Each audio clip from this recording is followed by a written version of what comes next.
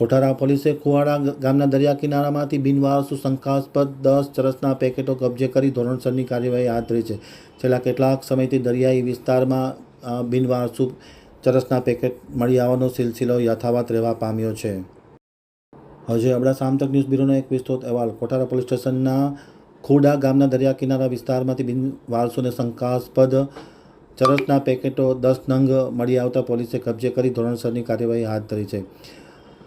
ખાસ કરીને in charge police inspector કોઠારાના બીપી ખરાડીએ પોલીસ સ્ટેશનના માર્ગદર્શન હેઠળ કોઠારા પોલીસ સ્ટેશનના કર્મચારીઓ અને એસઓજી તથા એસઆઈબીના કર્મચારીઓ અને એસઆરડીના જવાનોને આજરોજ માહિતી મળી હતી કે દરિયાઈ કિનારે બિનવારસુ શંકાસ્પદ માદક પદાર્થના પેકેટો હોય તે તાત્કાલિક અસરથી શોધખોળ કરતાં 10 પેકેટો આશરે 1 કિલોગ્રામ બિનવારસુ આ પેકેટ મળી આવતા કોઠારા પોલીસે કબજે લઈ ધોરણસરની કાર્યવાહી હાથ ધરી છે.